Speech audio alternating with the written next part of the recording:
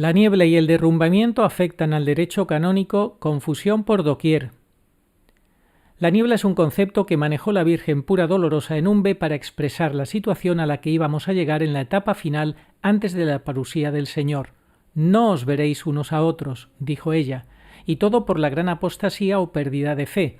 También dijo al padre Gobi que todo podía resumirse en que habría mucha confusión, división, indisciplina y persecución.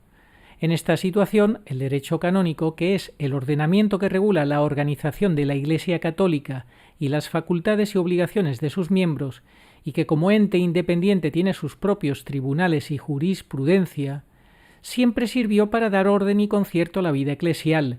Sin embargo, con la usurpación del trono petrino y viviendo la niebla profetizada, todo se ha puesto patas arriba. La niebla y el derrumbamiento en el que estamos desde la muerte de Benedicto y hasta el Gran Aviso especialmente afectan inevitablemente al derecho canónico.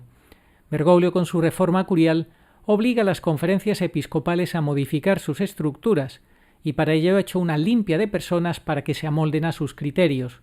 Para que las curias cambien hay que cambiar a las personas y las actitudes. De alguna manera, como apunta un eclesiástico español que desde hace décadas trabaja en Roma y que ha estado en el equipo que ha analizado las últimas correcciones del texto de Predicate Evangelium, donde se reforma la curia romana, según dice él, Francisco quiere que toda la estructura eclesial, no solo la vaticana, acepte hacerse el harakiri. Por su parte, el cardenal Maradiaga, amigo íntimo de Bergoglio, afirmó en 2022: es necesario un cambio de personas. La Constitución está, pero con la misma gente ya no se puede poner en práctica. El paso que sigue ahora es que los cardenales que ya han cumplido su quinquenio ya han cumplido su misión. Hay que saber escoger a la gente, es clave. Con el mismo personal no se puede. Para mí serán clave los próximos meses, dijo en aquel momento en 2022, en los que el Papa hará bastantes cambios, como así ha sido. Alguien le preguntó: «Cardenal, ¿qué dificultades supone plasmar la reforma en el derecho canónico?». Contestó: «Bergoglio ha reformado el derecho en muchos cánones y nosotros propusimos redactar un nuevo derecho canónico. Tras mucha discusión se llegó a una postura media. Se hará una edición del código incorporando todas las modificaciones, que son muchas. Es un trabajo pendiente, pero que va adelante». Por su parte, recientemente Martin Gritschik, sacerdote suizo y exvicario general de la diócesis de Coira, experto doctor en derecho canónico, ha publicado un artículo en el medio alemán cat.net denunciando el nombramiento de Sor Simona Brambilla como primera mujer al frente de un dicasterio romano y dice, entre otras cosas, lo siguiente: ha nombrado a una mujer prefecta de un dicasterio de la sede apostólica, el de los religiosos. El caso es desconcertante. O bien la nueva prefecta puede ejercer la autoridad eclesiástica en nombre del Papa, para él lamentablemente sigue siendo Papa Bergoglio, como sucede con los demás prefectos de la curia. Al tratarse de una persona laica, nos encontraríamos en la época de la Iglesia Imperial Alemana. En aquella época, como es bien sabido, había obispos, entre comillas, que ocupaban el cargo en cuestión y ejercían la autoridad eclesiástica sin haber sido ordenados obispos. El daño fue inmenso. El estallido de la Reforma tuvo mucho que ver con este grave agravio. O después de todo, el nuevo prefecto no puede ejercer la autoridad eclesiástica ejecutiva adecuada en esta función. Entonces el nombramiento es una farsa, un puro espectáculo. En el canon 274 se dice más claramente: solo los clérigos pueden recibir ministerios que requieran la potestad de consagración o autoridad eclesiástica. Si una religiosa que no puede ser ni es clérigo ejerciera ahora la potestad vicaria ordinaria como prefecta de un dicasterio de la curia romana, se estaría infringiendo el derecho canónico en una cuestión vital. ¿Nos damos cuenta entonces de cuál es la situación que vive la Iglesia? ¿De cómo se está conculcando el derecho canónico por parte del mal llamado Papa Francisco? Añade este canonista: por supuesto que el Papa puede violar el derecho canónico, no hay consecuencias para él, pero sí para la Iglesia. Claro que hay consecuencias para la Iglesia, y más si es un antipapa o falso papa. La Virgen en Umbe nos enseña en el mensaje de 8 de junio del 69 que Bergoglio es un hombre violento porque viola el derecho canónico, que pagará por su pena. Las consecuencias son para la Iglesia, como dice el experto canonista, y como os vamos a explicar en el programa de hoy, para el derecho canónico que está más que contaminado por el gran impostor y que nos deja como solución ante la confusión y la niebla la fe incontaminada de la Iglesia, por más que la quiere diluir y falsificar Bergoglio, y por supuesto las directrices de Nuestra Señora pura y dolorosa, por donde yo piso es firme. No os echéis atrás por nada. Escuchemos a Nuestra Señora y hagámosle caso. Muy buenas, saludos cordiales en Cristo y María y siempre bajo la custodia de San José, nuestro querido San José. Recientemente publicamos en este canal un vídeo sobre el jubileo, tratando de aclarar la situación del jubileo para que entienda todo el mundo que de un falso pontificado solamente puede surgir un falso jubileo ilegítimo. Eso es evidente porque Bergoglio no tiene autoridad ninguna. Lo que pasa es que luego, a raíz de eso, tratando de aclarar más cosas, pues han surgido otros temas como que si obispos trasladados son ilegítimos y demás. Para lo cual nosotros pues también hemos consultado otras fuentes que nos han referido estos temas y hay opiniones diversas al respecto. Y es que el tema del derecho canónico se presta a muchas interpretaciones, pero la conclusión que nosotros sacamos definitivamente es que lo más importante es entender que el derecho canónico está totalmente contaminado. Está contaminado porque lleva ya muchos años bajo las manos del destructor, que todo lo que toca lo contamina, lo emponzoña, lo llena de basura, de medias verdades, de mezclas raras en su afán por destruir a la Iglesia Católica. Recientemente hemos tenido el ejemplo de una mujer elegida, puesta para ser máximo responsable del dicasterio, de uno de los dicasterios de vida consagrada. Bueno, son estas cosas que hacen que incluso ya un sacerdote vinculado al Opus Dei, experto en derecho canónico, se lleve las manos a la cabeza y diga que eso es imposible, que eso es una barbaridad, que eso no cabe de ninguna manera, que eso es una traición. Bueno, ha dicho todo tipo de improperios. Pero claro, es que los curas siguen dando coces contra el aguijón, siguen chocándose, dándose cabezazos contra la pared, porque mientras no asuman que Bergoglio es el que no es papa y que es un impostor y un destructor, no entienden nada. Bueno, la realidad es esta que nos hemos dado cuenta. Hoy os lo vamos a contar, diferentes opiniones de expertos y de sacerdotes y de juristas sobre estos temas así controvertidos, para que ninguno se lleve tampoco las manos a la cabeza. Es que ya solo tenemos obispos ilegítimos en su mayoría. ¿Qué pasa con los sacerdotes? Las ordenaciones no son válidas, sí son válidas. ¿Qué está pasando? Bueno, que nadie se asuste, que nadie se altere más de la cuenta, mantengamos la serenidad y hoy, de la mano, como siempre, de Nuestra Señora pura y dolorosa, vamos a poner orden y concierto en todo este desbarajuste, en esta última prueba de la Iglesia. Agustín Aranda nos acompaña y ¿cómo estás? ¿Qué nos cuentas hoy? Muy buenas tardes, Arturo, y a toda la audiencia. Pues este programa es un programa en el que van a ir desfilando conceptos que recomendamos que se capten porque van a ayudar a entender la situación en la que estamos, cercana al aviso. Estamos en pleno derrumbamiento. El derrumbamiento se produce especialmente entre el fallecimiento de Benedicto XVI y el aviso. Por tanto, estamos en pleno derrumbamiento. Y el estar en pleno derrumbamiento tiene mucha trascendencia, porque ahí están afectados conceptos de los cuales nosotros no somos expertos, tampoco hace falta, pero que sepamos que no salen indemnes de tal situación. Uno de ellos es el derecho canónico. Queremos empezar con esta sentencia de San Miguel Arcángel, en Umbe. Orad mucho, porque así como está contaminado todo, también la fe se está contaminando.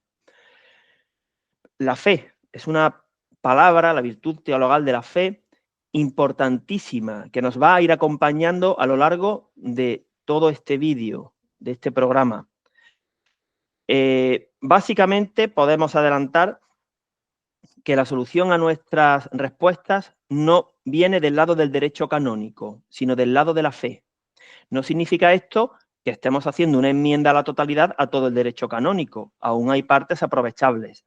Se cumple como en el Evangelio dice el Señor, están mezclados el trigo y la cizaña. Aún hay buenos canonistas, hay obispos que lo usan bien, lo conocen, pero si miramos con una mirada un poquito más profunda, como sabemos que estamos esperando a un papa que será designado por el cielo y al cual tendremos que reconocer también sobrenaturalmente, no estamos diciendo que no pudiera surgir de una reunión de unos cuantos cardenales fieles. No estamos diciendo que no, pero si eso sucediera, tendría que venir ratificado sobrenaturalmente.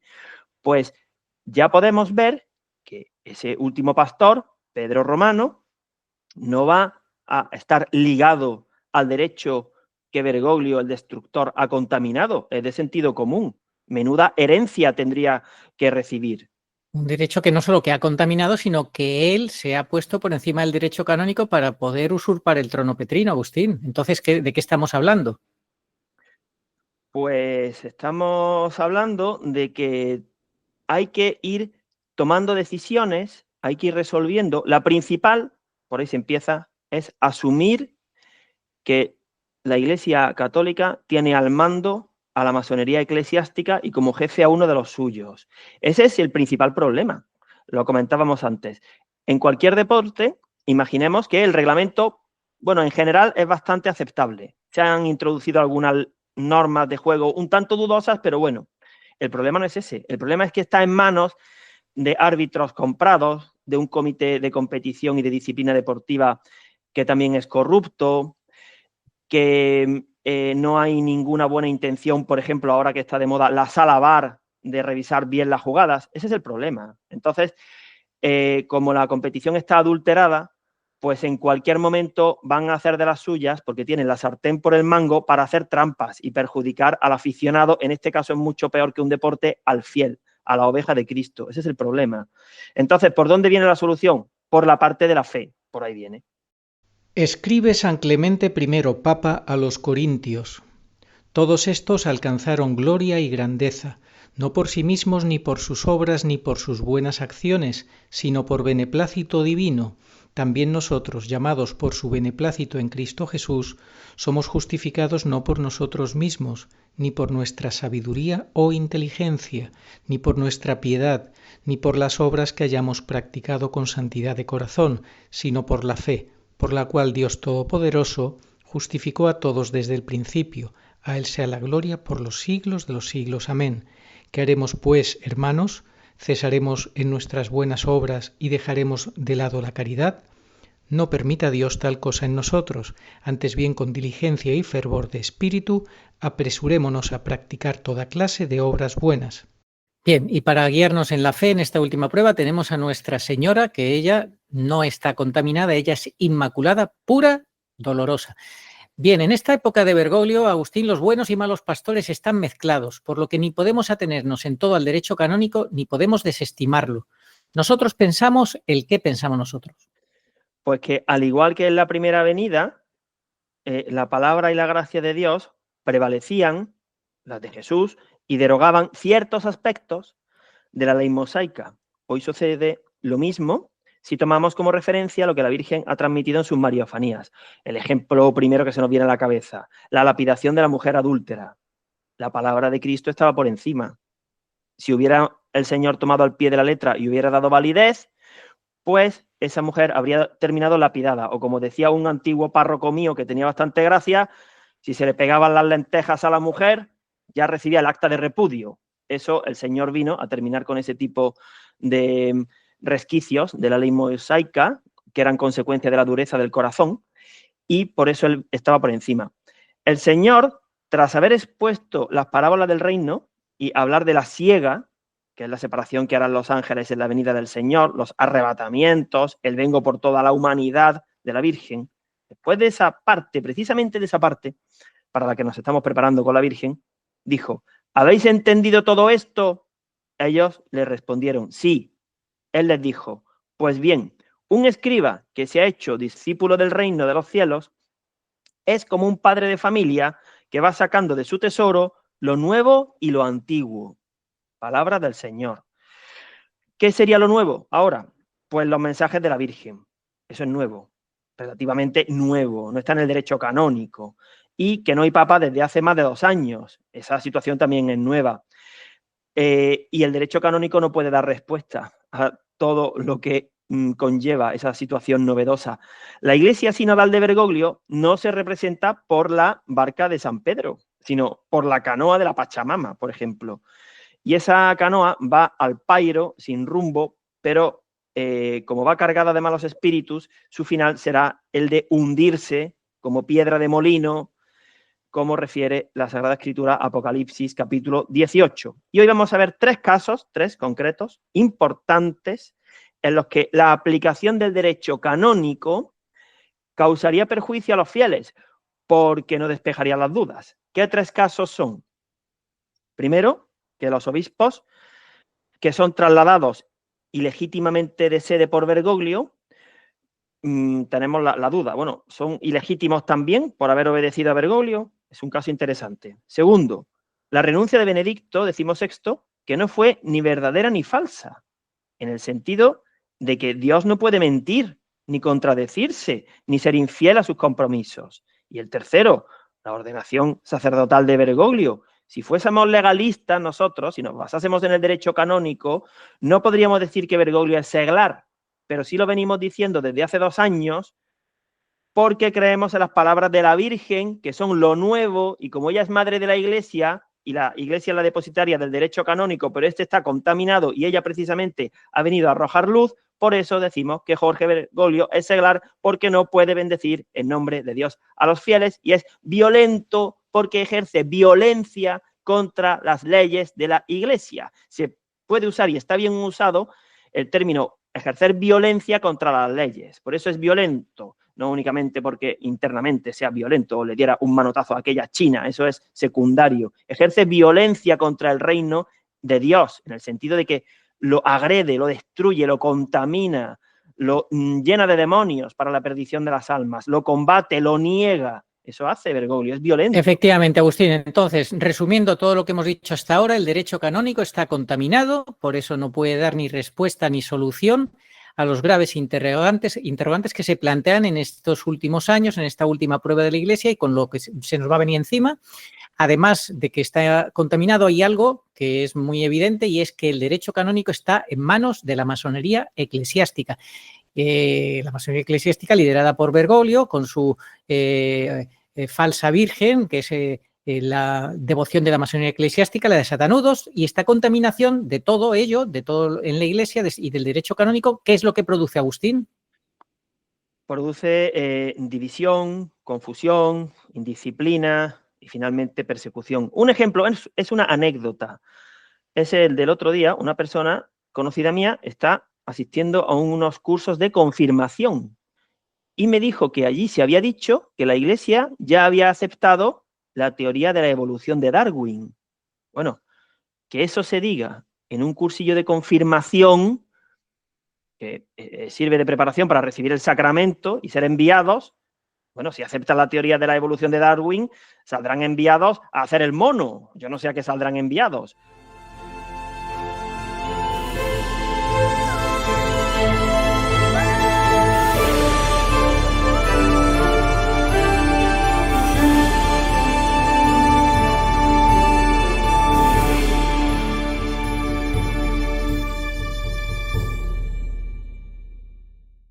Es un curso de confirmación de que la Iglesia está en gran apostasía y gran confusión. Una confirmación de la confusión que hay en la Iglesia. Eso es correcto.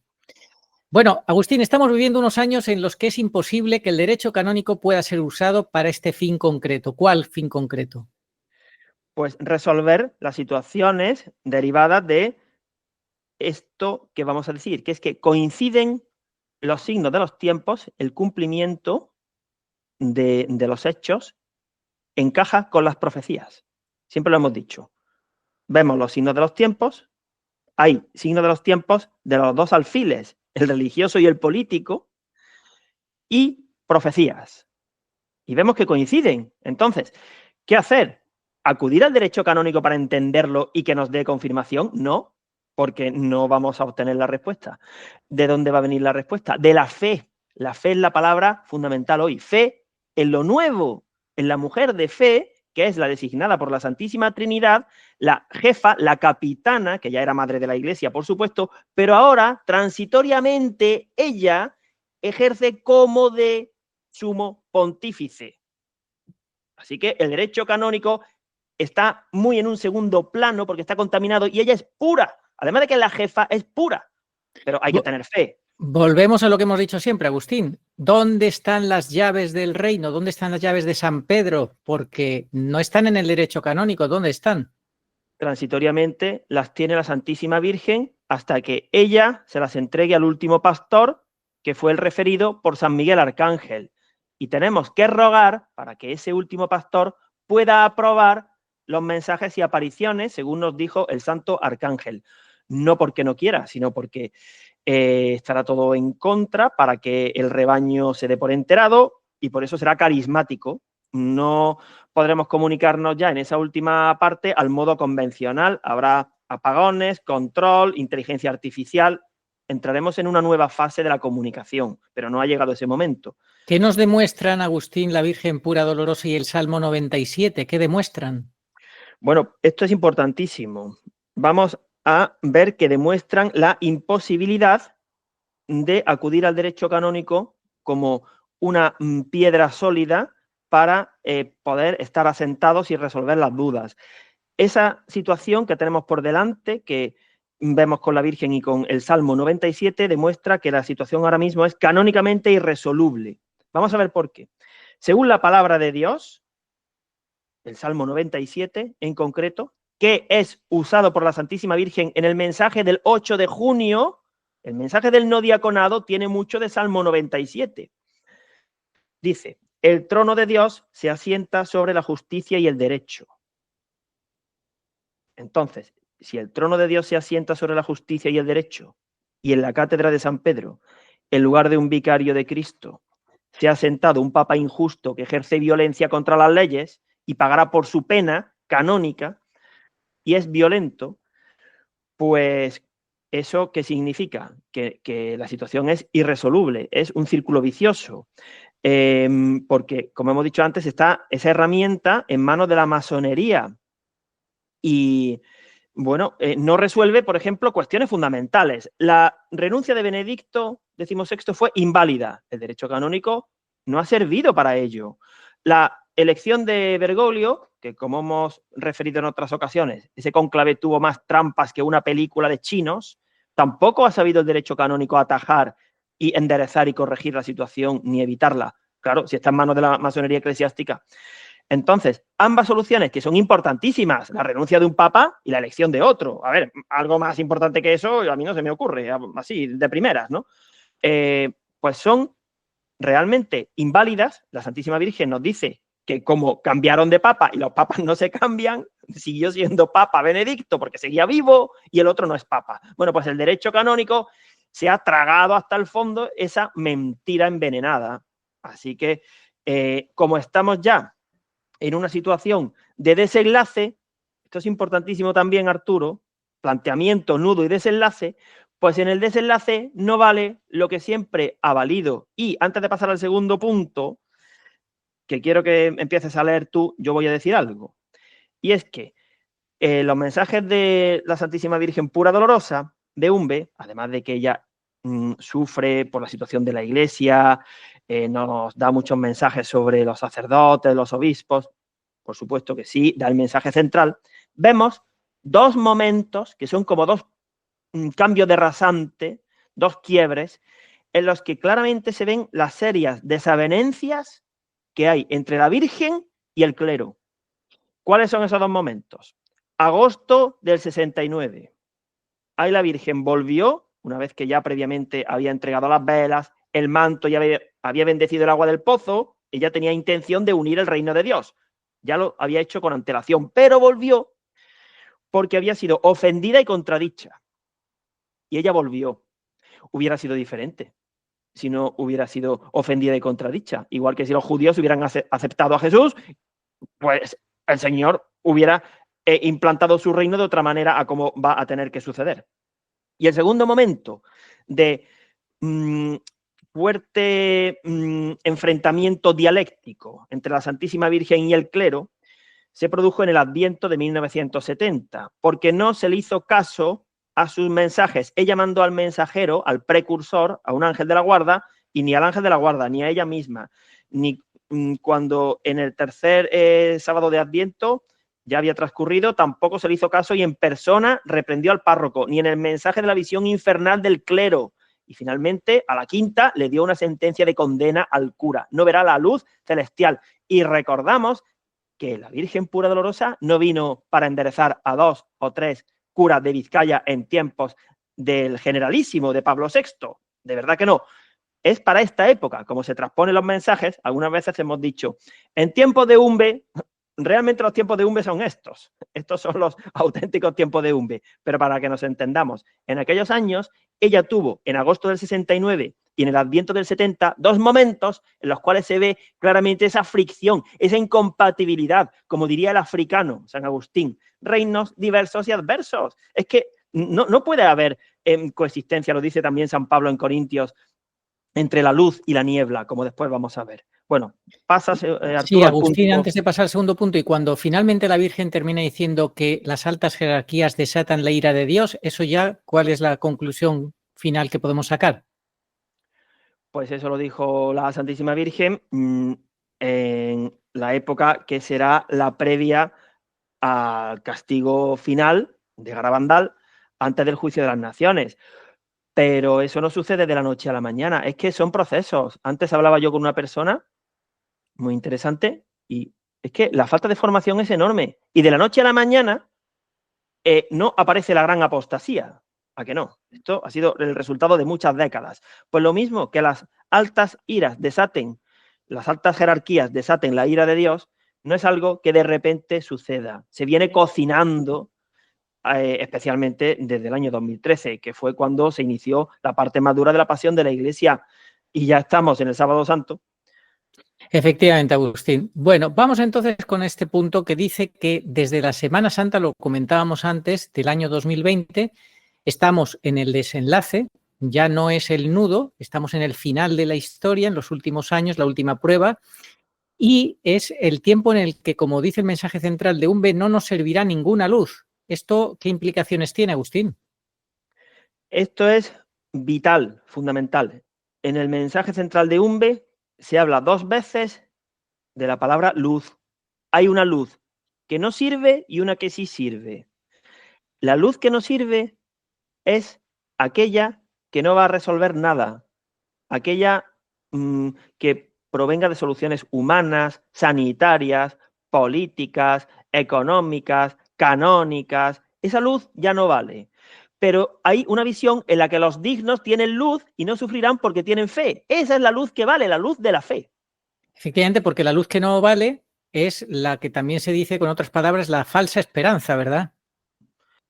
Sí, es que son conceptos que van relacionados. Niebla, falsa esperanza, falsas soluciones, la falsa alegría. Es que en esta iglesia todo es falso. La falsa Falsa misericordia. misericordia, la Sí. falsa fraternidad sin Cristo.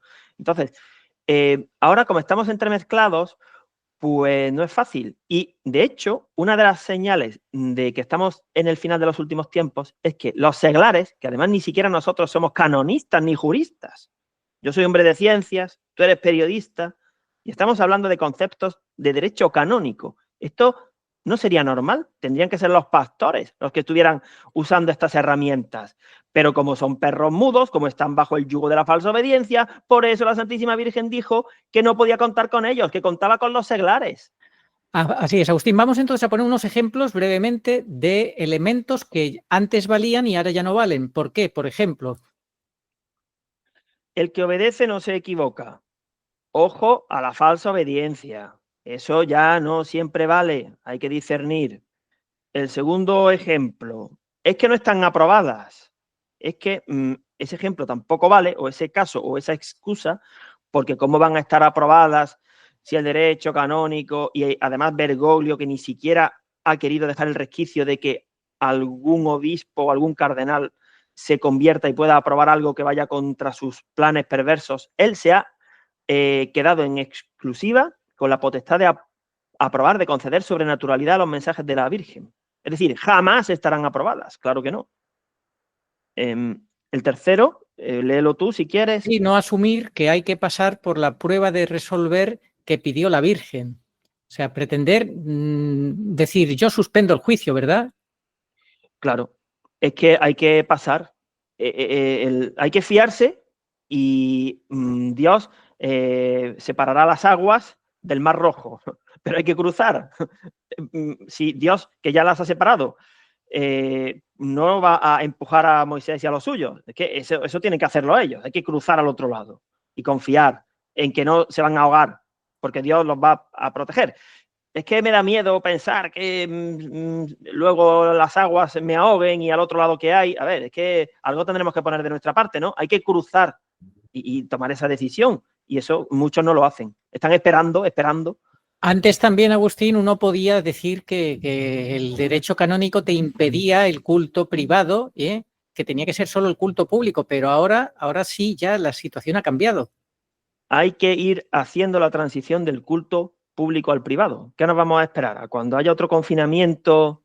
¿A cuando sea realmente imposible? ¿O cuando no sepamos si en la Eucaristía está el Señor o no está? ¿Porque hayan hecho algún cambio? Es que no hay que dejarlo para última hora. La Virgen también se refirió al desenlace, Agustín, del que estamos hablando, cuando dijo una frase muy llamativa. Pues esta frase es tremenda y la dio ella el 28 de febrero del 76. La Iglesia parecerá que desaparece y quedará como destruida. Yo seré vuestra fortaleza y vuestro consuelo en esos días.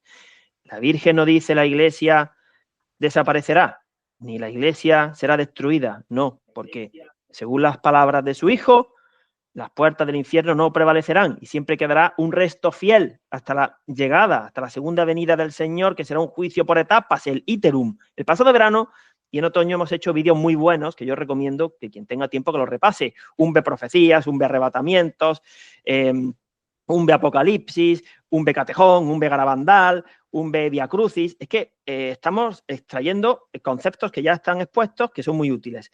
Si la Iglesia dice, la Virgen dice que la Iglesia parecerá que desaparece y quedará como destruida, ¿podemos pensar que va a quedar incólume el derecho canónico? Claro que Bueno, no. y la siguiente idea que ella nos da para que nos orientemos, yo seré vuestra fortaleza y vuestro consuelo en esos días. ¿Qué significa eso?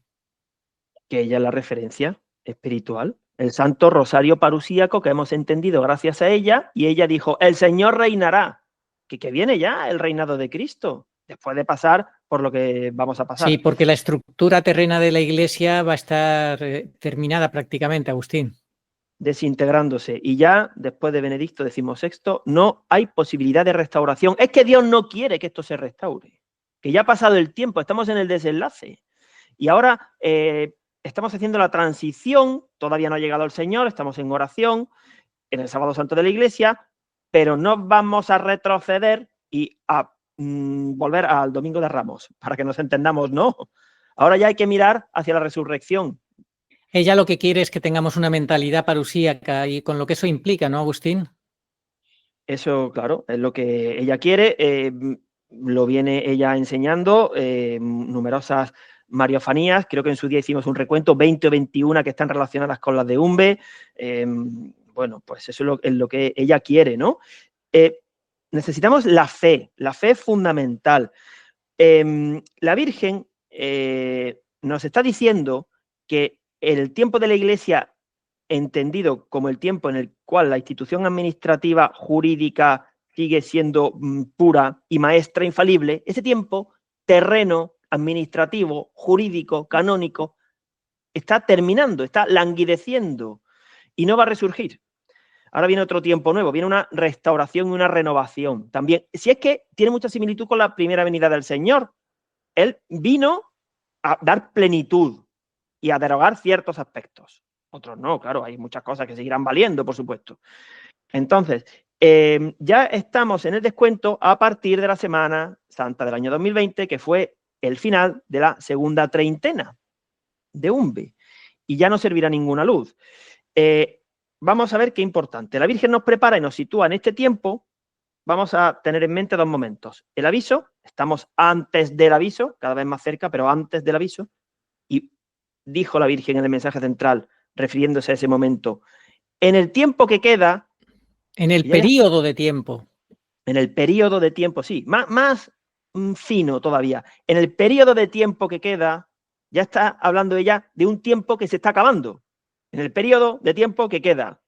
No dijo eternamente, esto seguirá o queda mucho tiempo, ¿vale?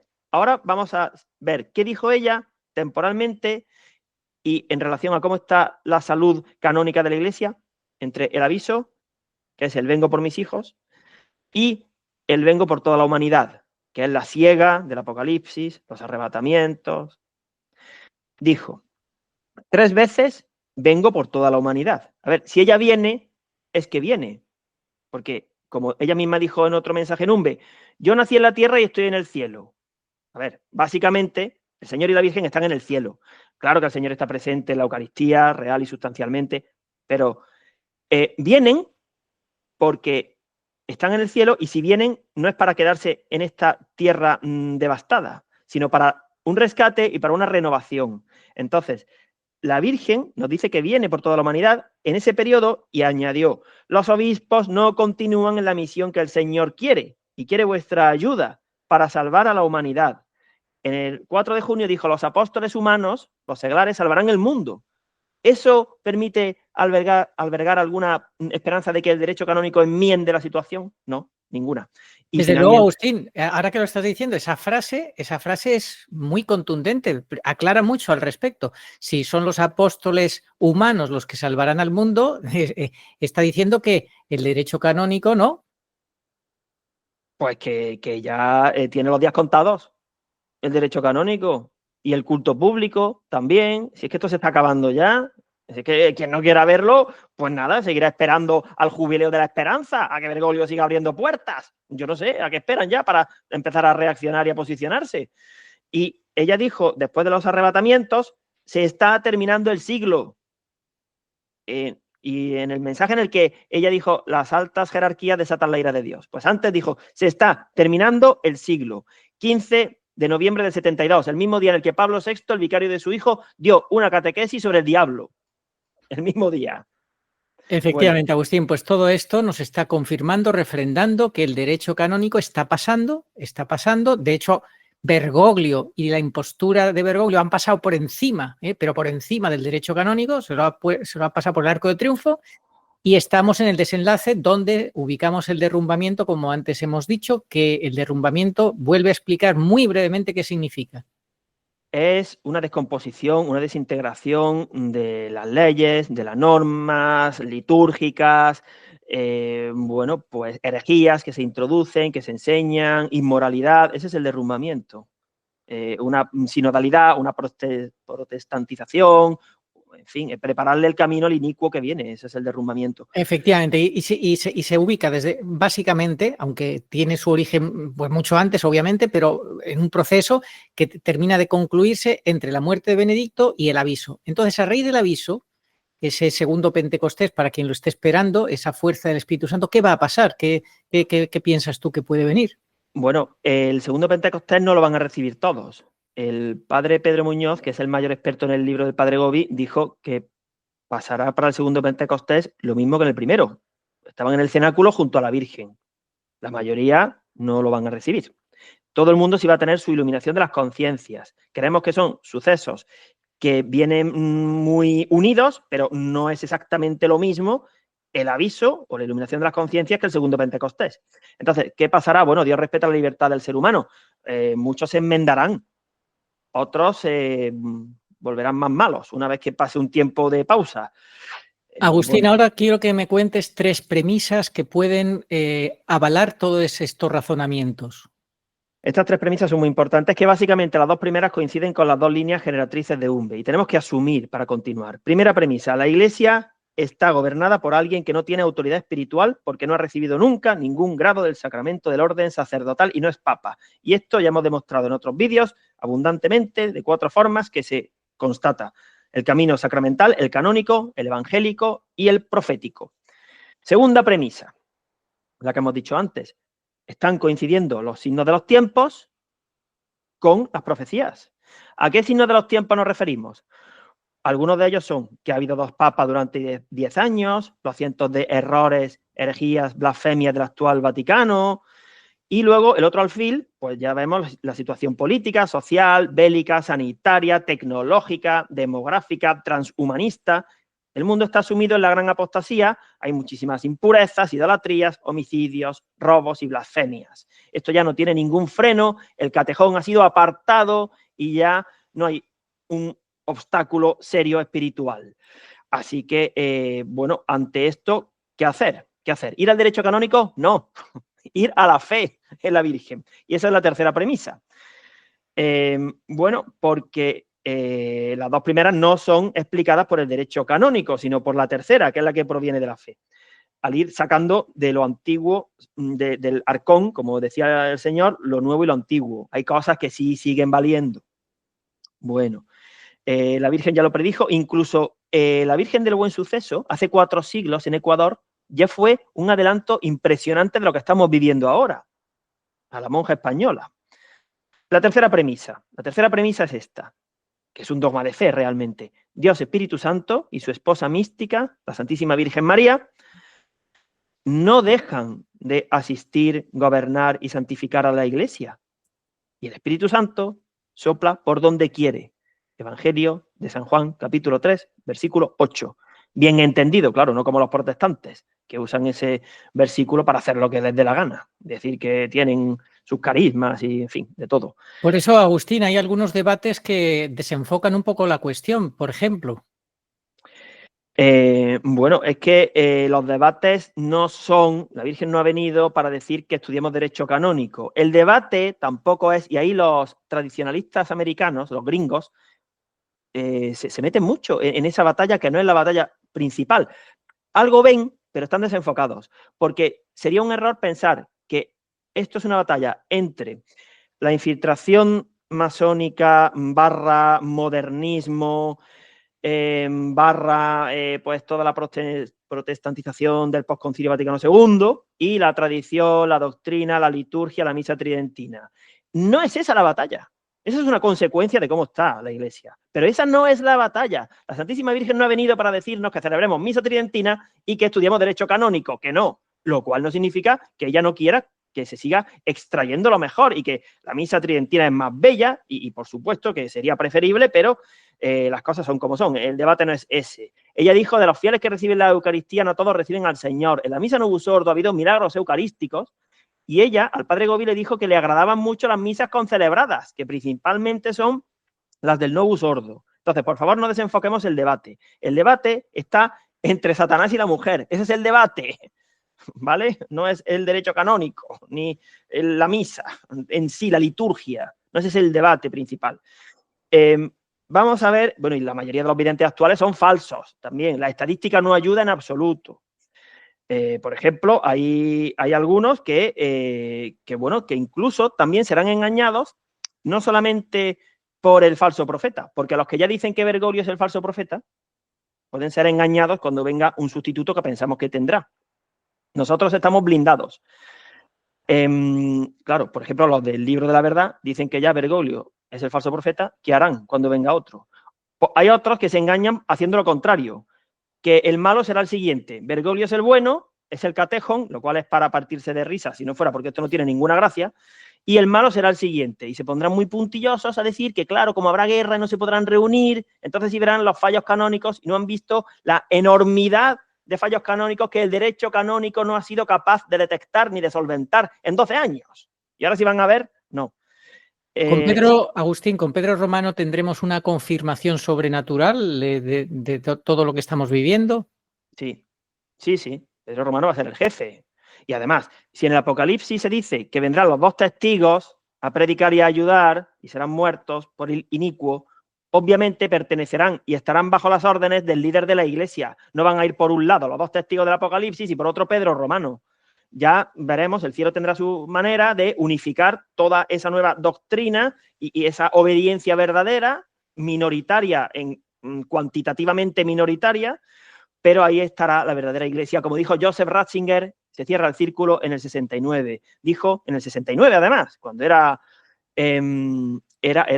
obispo, porque cardenal no fue hasta el 77, que la Iglesia final sería pequeña y reducida, pero sería pura, como la Virgen pura.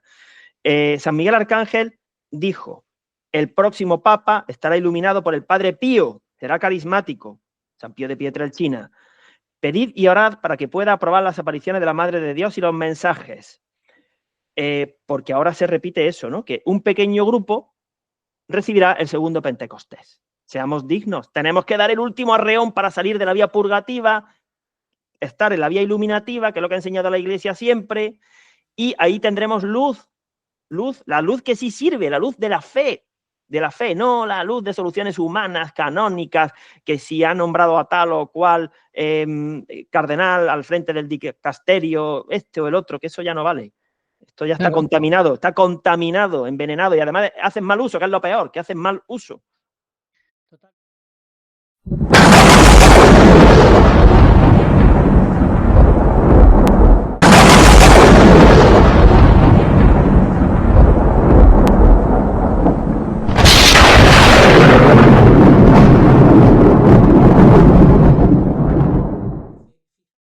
Muy evidente. Agustín, vamos entonces, si te parece, a ver los 3 casos en los que el derecho canónico ni ha resuelto ni va a resolver las dudas de los fieles. Pues sí, son esos que dijimos al principio, y recomendamos estudiar y creerse con mucha fe varios mensajes de la Virgen de Umbe, en concreto 23 de mayo del 71, 4 de junio del 71, 22 de junio del 71, 6 de julio del 71 y 25 de julio. Ahí, en esos mensajes centrales de Umbe, se ve cómo claramente la respuesta a estos casos no puede venir del derecho canónico, sino de lo que ella nos enseña, nos dice y nos transmite para aquellos que quieran creer. Claro, los que no quieran y estén esperando a que en persona se le presente ella, en su día lo dijimos, los seglares que ayudamos a los curas podemos parecer pretenciosos, pero nos tienen que escuchar los curas a nosotros ahora. Totalmente, Agustín. Si en uno de los mensajes, 25 de julio, creo que es, del 71, dice que el Papa, los obispos y los curas han perdido la luz del Evangelio, se han perdido la luz del Evangelio, empezando por el falso Papa Bergoglio y todos los que se adhieren a él, pues es que ya me dirás qué clase de orientación pueden darnos. Ninguna. La Virgen pidió tener fe en ella en varios momentos, pero en concreto, como hemos dicho antes, al pie de la cruz, en la visión de la crucifixión. Y al término de la segunda treintena, grandes faltas de fe en la tierra acarrearán su miseria. Se produjo una niebla cuando ese papa injusto, que es el único que hay ya, el papa del aviso, pues provoque el derrumbamiento. Y un llamado a todos aquellos que hablan del final de los últimos tiempos y que dicen que Bergoglio es papa. Las dos a la vez no lo pueden hacer. Si hablan del final de los últimos tiempos, que sea porque digan que Bergoglio es injusto y no es papa. Porque si tienen por papa a Bergoglio, ¿qué hacen hablando también del aviso? ¿No se han enterado ustedes de que en el aviso va a haber solamente un papa injusto, que no es papa, que no puede bendecir, que es el actual, que es el que provoca el derrumbamiento, que es violento? Entonces, a ver, aprendan esa primera línea generatriz, porque si no, van a estar causando confusión. Fíjate, Agustín, que con otras palabras lo dijo un español que lleva pues varias décadas trabajando en el Vaticano y se publicó, esto lo podremos ver, el que lo busque en internet lo encontrará, que él decía que Bergoglio, el mal llamado Papa Francisco, con la renovación de la curia romana, estaba obligando a los cardenales que la asumieran a hacerse el harakiri. Eso es peor que el derrumbamiento, o sea, que se suiciden. Sí, Bergoglio es una máquina de arrojar curas y obispos al infierno. Pero ojo, que en el juicio particular nadie va a ser condenado por culpa de otro. En fin, aquí esto es personal en última instancia. Esto es como cuando uno va al confesionario. No va a confesarse de los pecados de otro, ¿verdad? Otro a lo mejor ha influido para que él peque, pero que esto es personal. Entonces, Bergoglio está arrastrándolos al infierno a paladas. Bueno, en definitiva, Agustín, el derecho canónico no puede explicar las dos primeras premisas, que la Iglesia está en manos de Satanás, entre comillas, porque siempre el control de la historia lo tiene Dios, entendámonos bien, obviamente, Dios es el Señor de la historia, pero bueno, es una forma de decir que Dios está permitiendo que Satanás, pues, tenga el protagonismo ahora de alguna manera en la cúpula de la Iglesia, ¿verdad? O sea, que el derecho canónico no puede explicar esas dos primeras premisas, que la Iglesia esté en manos de Satanás y que estemos en el desenlace. Y es por eso que el Señor viene pronto, Agustín. Y es la fe operante y salvífica la que sí da respuesta a estos 3 casos que vamos a analizar brevemente. El caso de los obispos que obedecen a Bergoglio, son obispos legítimos, que lo fueran de antes. Vamos a ver ese caso. Vamos a ver el caso de la renuncia de Benedicto y el caso de Bergoglio, que no es ni siquiera cura. Pues eso no se explica por el derecho canónico, pero sí por la tercera premisa, la de la fe.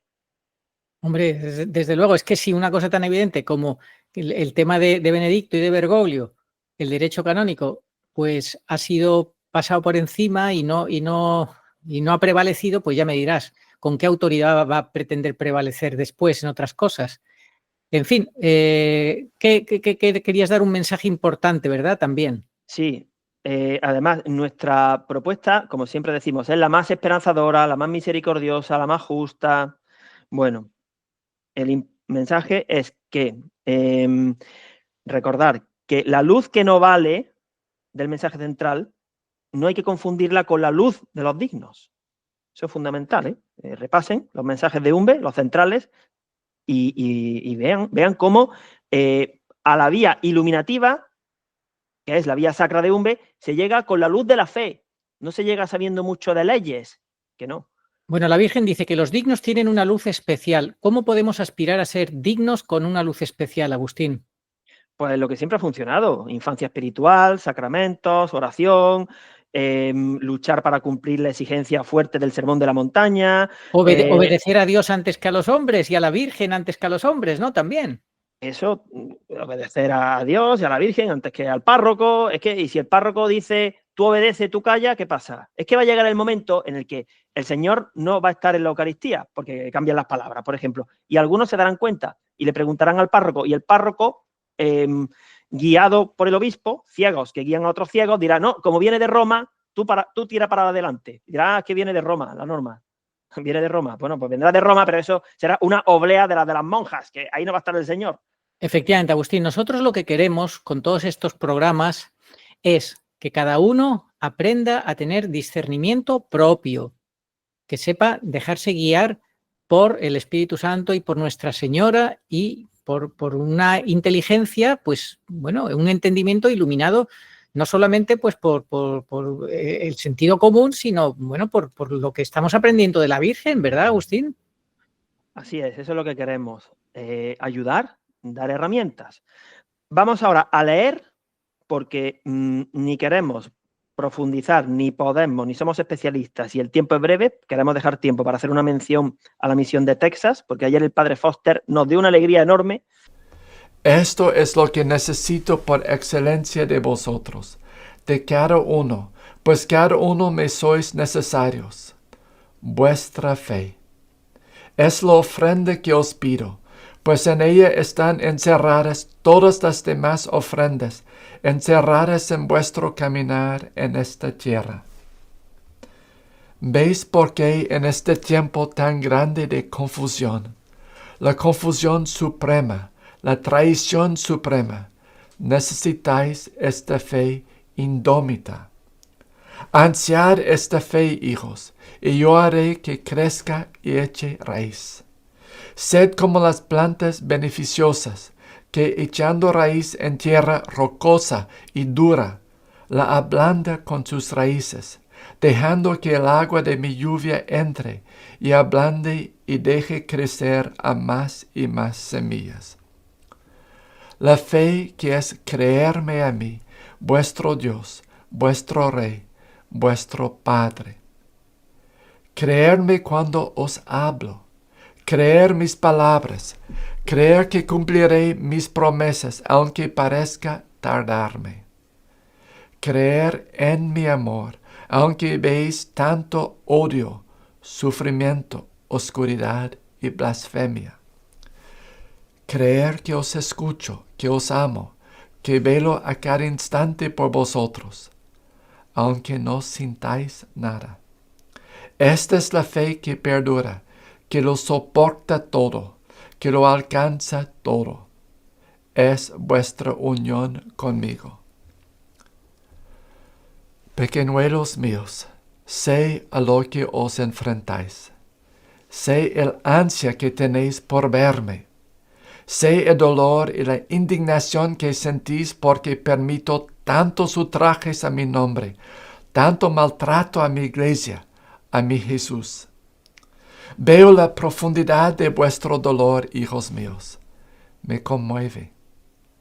Y mi respuesta viene pronta. No os dejaré en la niebla de la confusión reinante. Enviaré mi luz. Estas palabras mías son un rayo de esta luz radiante, que dentro de poco descenderá en plenitud para iluminar hasta el más recóndito rincón.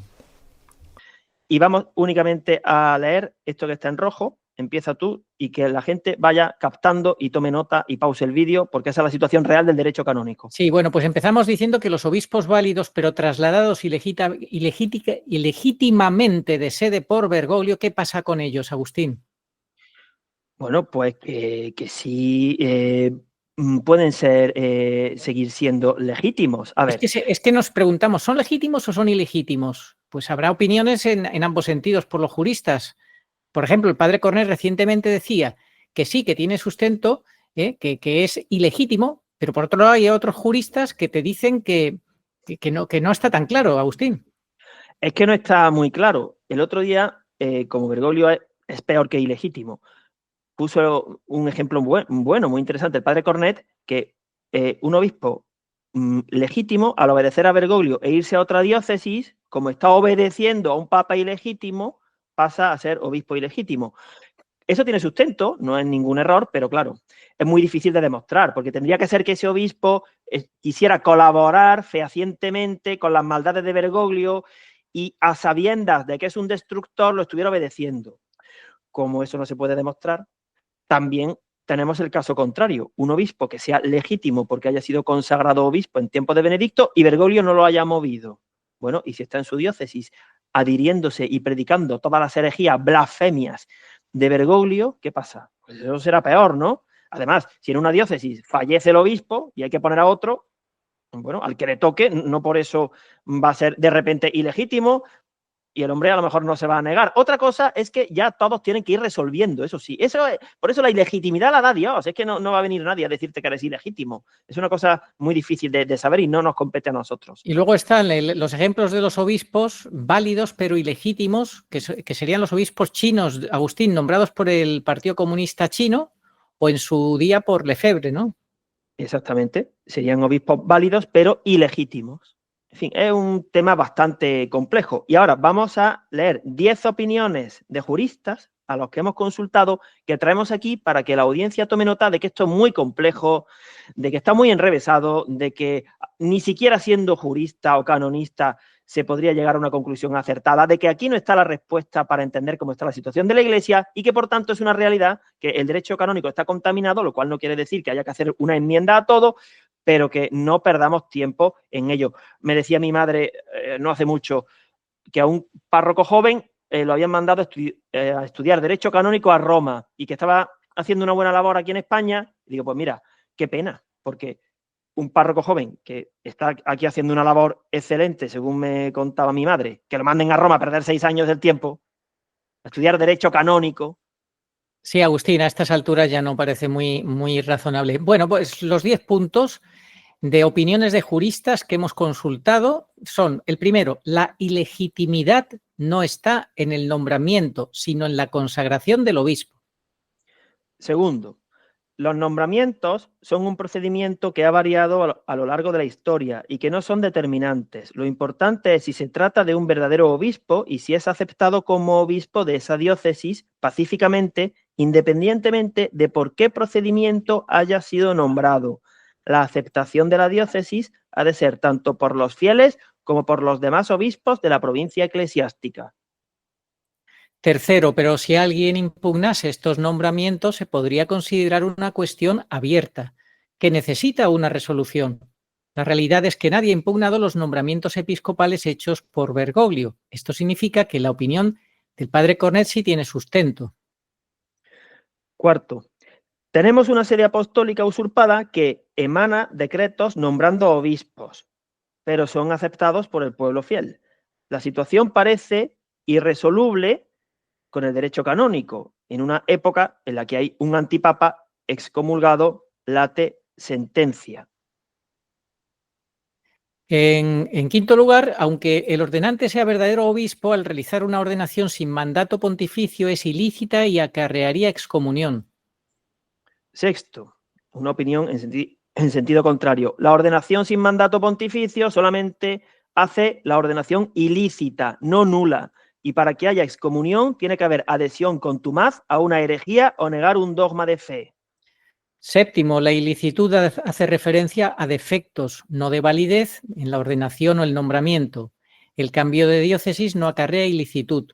En este caso, lo que ocurre es que carece de jurisdicción en su nueva diócesis, es decir, no tiene la misión porque no fue enviado por un verdadero papa.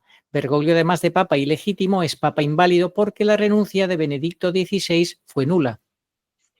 Octavo, otro jurista dice que el problema actual es irresoluble porque Bergoglio hace obispos ilegítimos que no pueden ser declarados ilegítimos porque también puede haber otros obispos ilegítimos en la misma provincia eclesiástica. Y además, el superior de todos ellos es Bergoglio, quien no tiene legitimidad para ningún gobierno de la Iglesia. Esto me recuerda a la película de los hermanos Marx, Agustín. Esto ya es entrar en un galimatías terrorífico. Bueno, punto noveno.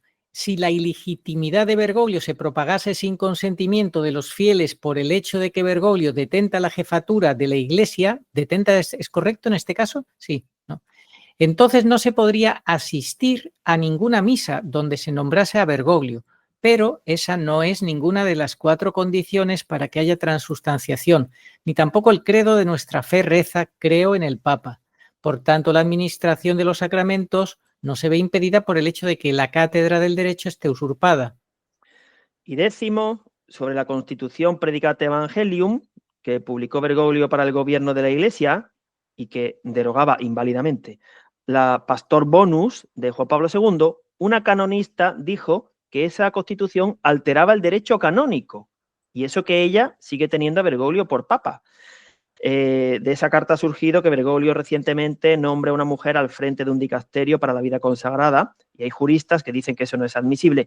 Pero aquí tenemos un claro caso de una prestigiosa canonista, doctora, que tiene a Bergoglio por papa. Entonces, aprendería más creyendo en la Virgen de Umbe, en lugar de estudiar tanto derecho canónico, porque ¿de qué sirve lamentarse? Ahora todo van a ser quejas y lamentos. ¡Ay, qué mal estamos! ¡Ay, qué mal, qué mal! ¡Qué mal, qué pena! Y bueno, si no asume la realidad, ¿eso de qué vale? Sufrir no es llorar, dijo la Santísima Virgen.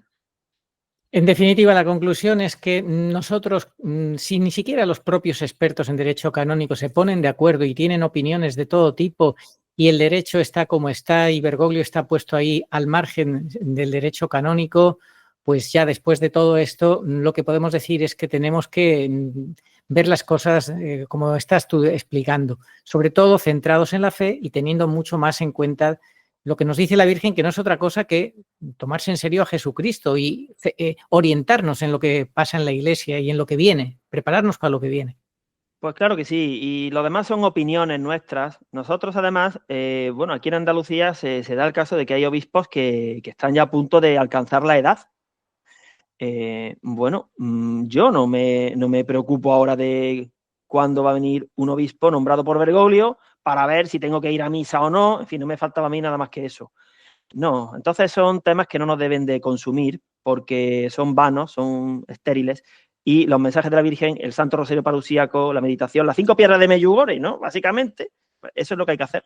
Bueno, Agustín, pues con esto terminamos. Simplemente vamos a añadir un último segmento muy breve para valorar lo que han sido las últimas declaraciones que nos vienen desde la comunidad de Texas, Agustín.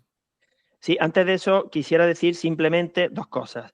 Que sobre la ordenación sacerdotal de Bergoglio, que se pueden ver los capítulos que hemos hecho y el estudio jurídico canónico de Simón Bar Jonás, que está en nuestro libro. Bien.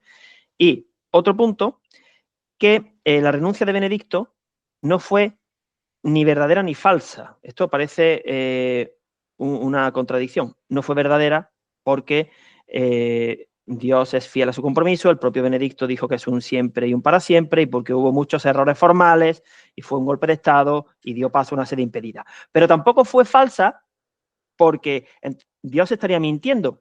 Y a ojos del mundo fue verdadera, a ojos del mundo, pero realmente fue falsa, pero no hasta el punto de que no supiéramos, los que estamos buscando la verdad, darnos cuenta de que era falsa. Entonces, esa fue la situación. Benedicto, por supuesto, que no mintió, y para eso traemos aquí un breve fragmento de la Sagrada Escritura del libro de los Proverbios, porque sabemos que Dios se burla de los burlones, pero sí permite que los que buscan la verdad la hallen sin ser engañados. El libro de los Proverbios dice: no envidies al hombre violento, ni trates de imitar su conducta, porque el Señor detesta al perverso y pone su confianza en los honrados. El Señor maldice la casa del malvado y bendice la morada del justo. El Señor se burla de los burlones y concede su gracia a los humildes. Los sabios heredan honores y los necios acumulan deshonra. Eso se aplica a la renuncia de Benedicto, que Dios ha burlado entre la Santísima Virgen y el último vicario, han engañado, pero engañado sin mentir, sin incumplir el octavo mandamiento. Hombre, igual que el torero engaña al toro, y eso está permitido, ¿o no? Claro, nuestro Señor también en el Evangelio dice: predico de esta manera para que oigan y no entiendan, para que miren y no vean. Porque es que no tenían arreglo. Esas personas que iban a pillarlo, a tomar nota de sus palabras para acusarlo, a tergiversarlas, esos no sacaban su objetivo, porque el Señor hablaba de forma que los humildes sí entendieran, pero los listillos, porque es que es lo que tú has dicho muchas veces, es que ir de listo sale carísimo y el Señor burla a los listos. Efectivamente, Agustín, pues si has concluido, dinos un último resumen sobre la comunidad de Texas. ¿Qué es lo que te ha llamado la atención?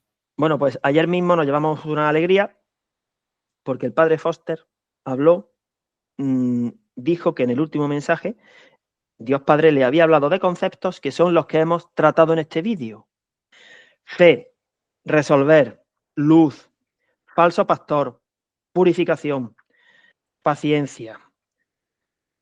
No entrar en razonamientos complejos. Habló de niebla, habló de Satanás, habló de San Miguel, habló de la confusión actual. Que tengamos paz, que todo lo que hace su luz es por nuestro bien y que su luz viene pronto.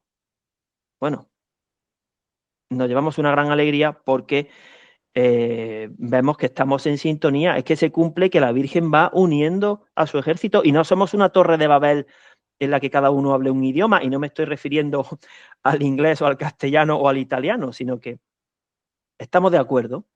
Somos conscientes de cuál es la situación de la Iglesia, de quién es la capitana, de que esto ya humanamente no tiene arreglo, de que el Señor viene pronto, y mantenemos la paz en la tribulación, como decía San Juan de Ávila: gozosos en la esperanza y sufridos en la tribulación, porque tribulación tenemos todos, unos de una manera, otros de otra. Entonces, remitimos a los mensajes a todos los de la Divina Misericordia de Texas, porque estamos convencidos de que son verdaderos. De hecho, de los actuales, para nosotros son los únicos verdaderos. Si hay más verdaderos, yo no los conozco y no recomiendo más. No se trata de saber muchas cosas, sino de saber cosas buenas. Entonces, este hombre es un hombre de Dios, el padre Foster y su comunidad. Y bueno, pues en ese pequeño cerrito, el Tepeyac, en América, con la Virgen de Guadalupe, que tiene 46 estrellas en su tilma, como los 46 papas que quedaban. Es que se va cerrando el círculo. Se cierra el círculo, Agustín. Estamos ya muy cerca. Tenemos que tener paciencia, tenemos que mantener la fe. Lo decía Benedicto XVI en su primer discurso, en su primera homilía: la paciencia de Dios es nuestra salvación. A los hombres nos gustaría que las cosas fueran más rápidas, el Señor pegara un puñetazo encima de la mesa y pusiera a todos sus enemigos de inmediato en su sitio, pero el Señor tiene sus tiempos, sus modos, y tenemos que tener confianza porque su paciencia es nuestra salvación. Agustín, un último resumen en 30 segundos y despedimos.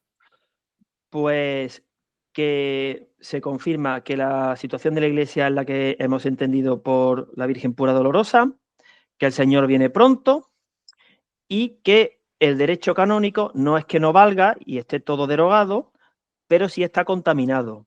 Entonces, lo que no está contaminado es el mensaje de la Virgen pura, dolorosa, pero hay que darle un sí, tenemos que tener fe, que es lo que ella pide, ser como niños, eso se lo dijo a Santa Felisa, tú sé como una niña, infancia espiritual, y de esa manera pues no nos vamos a salir de la vía sacra de Umbe, que es la vía iluminativa, vamos a llegar bien situados al aviso, bueno, pues vamos a poder ayudar a otros, y ahí están los signos de los tiempos. Que no nos eche para atrás el saber que somos pocos, que no nos comprenden. Bueno, si eso ya sabemos que está incluido.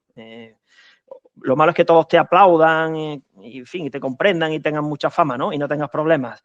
Eso no es buena señal en estos tiempos, ¿no? Nunca lo ha sido, pero ahora menos. Así que busquemos la luz de la que nos habló la Virgen. Los dignos tienen una luz especial. Y no vamos a ser confundidos, por ejemplo, cuando se produzcan los apagones eucarísticos, porque sabremos distinguir dónde sí está el Señor. Y escucharemos la voz de verdaderos pastores. Es que el concepto luz es muy amplio. Se aplica a muchas cosas, igual que la niebla, igual que lo que dijo San Miguel. Todo está contaminado. A ver, no se refiere únicamente a la contaminación química del planeta. No se refiere a eso, que también la habrá. Entonces, es el momento ahora, y como referencia temporal, la Cuaresma está muy cerca, y como ella dijo que en el tiempo que queda todos mis hijos tienen que pedir perdón a Dios, pues los que somos hijos de la Virgen Pura Dolorosa, pues hagamos los deberes antes de la Cuaresma, que está muy cercana. Bueno, efectivamente, Agustín, pues vamos hacia el aviso, hacia el segundo apagón eucarístico, y ya con la fuerza que nos dé el aviso iniciaremos la siguiente etapa hacia el milagro, hacia los arrebatamientos, hacia el tercer apagón eucarístico, y en fin, ya cada uno irá recibiendo la misión que el cielo le encomiende. Entonces vamos paso por paso, día a día, cada día le basta su afán, que nadie...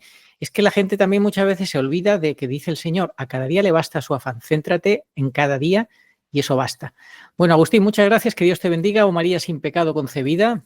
Rogad por nosotros, que recurrimos a vos. Amén. Oración a Nuestra Señora de todos los pueblos. Señor Jesucristo, Hijo del Padre, manda ahora tu Espíritu sobre la tierra. Haz que el Espíritu Santo habite en el corazón de todos los pueblos, para que sean preservados de la corrupción, de las calamidades y de la guerra. Que la Señora de todos los pueblos, que un día era María, sea nuestra abogada. Amén. Oración dada por la Virgen Santísima al Padre Gobi para pedir el segundo Pentecostés. Ven, oh Espíritu Santo, ven a cambiar la faz de la tierra. Ven pronto. Ven, en estos los últimos tiempos. Ven ahora que la gran prueba ha llegado. Ven y tráenos tu segundo Pentecostés, a fin de que nuestros ojos puedan contemplar tu mayor prodigio de los nuevos cielos y de la nueva tierra. Amén. Señor, tú nos darás la paz, porque todas nuestras empresas nos las realizas tú. Isaías 26:12. Ni ojo vio, ni oído oyó, ni mente humana puede imaginar lo que Dios tiene preparado para los que le aman. 1 Corintios 2:9. Estamos como ovejas sin pastor. Mateo 9:36. Pero Jesús cumple su promesa de no os dejaré huérfanos. Juan 14:18. Y viene a nosotros en este desierto de soledad y confusión por medio de su madre, la divina pastora, nuestra Madre y Señora, la Virgen pura y dolorosa en Umbe. Ella viene para toda la humanidad. Demos gracias a Dios y tomemos en serio sus avisos y enseñanzas.